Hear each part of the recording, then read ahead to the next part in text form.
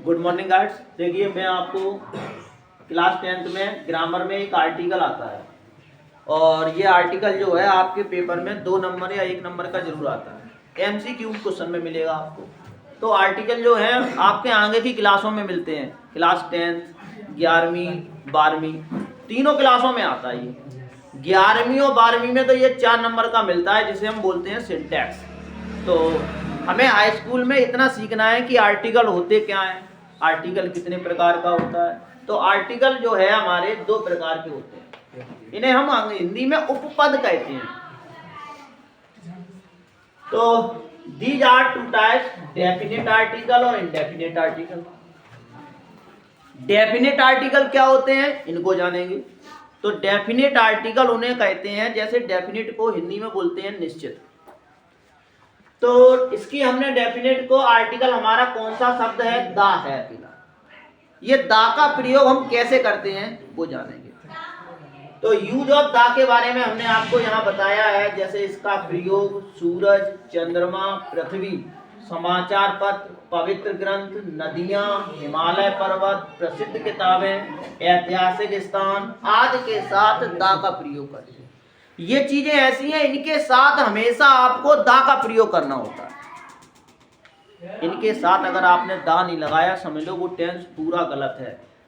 ये इंटर में सिंटैक्स नाम से जाने जाते हैं और हाई स्कूल में भी आपके आते हैं, उनमें आपको आर्टिकल आपको कौन सा भरना है ये चीज लगानी होती है। जैसे आपका लिखा हुआ है, एग्जाम्पल हमने दिए हैं दासन। तो सूरज है, सूरज के साथ हमेशा दा आएगा। दा गंगा नदी का नाम, नदियों के नाम के साथ भी दा आएगा। ताजमहल, दा ताजमहल आएगा। गीता, दा गीता आएगा। द माउंट एवरेस्ट, जितने भी हिमालय आएंगे उन सब के साथ दा आएगा। तो ये हमारे डेफिनेट आर्टिकल हैं। तो आज हम इसके आगे इनडेफिनेट आर्टिकल को भी जानेंगे। तो देखिए, तो इनडेफिनेट आर्टिकल को हम सीखेंगे। तो इनडेफिनेट आर्टिकल हमारे कौन कौन से हैं, ए और ए एन है। तो ए का प्रयोग कहाँ करेंगे, ए एन का प्रयोग कहाँ करेंगे। तो आप लोग जानते होंगे कि ए और ए एन का प्रयोग आपने बचपन से पढ़े होंगे कि जो स्वर आ जाए हमारे उनके संगे तो ए एन लगाएंगे, ए ई आई ओ यू। और जिनमें स्वर ना आए उनमें हम ए लगाते हैं। तो अंग्रेजी में स्वर कितने होते हैं, 5। तो यहाँ वो अब नियम नहीं सीखना है, यहाँ अब नया नियम सीखना है जो आपके हाई स्कूल 11वीं और 12वीं में आता है नियम, उसको सीखना है। तो हमारा काम क्या है, नियम क्या है, अंग्रेजी में कोई भी शब्द लिखा हो उसे आप हिंदी में पढ़ लें।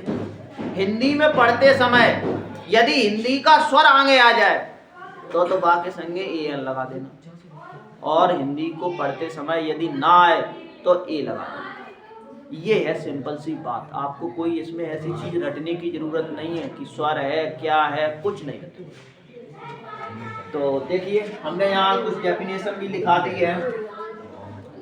यदि कोई अंग्रेजी का शब्द का उच्चारण करते समय हिंदी के स्वर आ से लेके आहा आए, यानी ये हमारे हिंदी के स्वर हैं, तो ए एन का प्रयोग करते हैं, और नहीं आए तो ए का प्रयोग करते हैं। एग्जाम्पल देखिए, हमने यहाँ कोई लिखा, ये शब्द है एलिफेंट। एलिफेंट में हमारा ई है, अंग्रेजी के अनुसार तो ए एन आ गए, हिंदी में भी पढ़ रहे हैं हमारा ए से एडी आ रहा है, सही है मैम।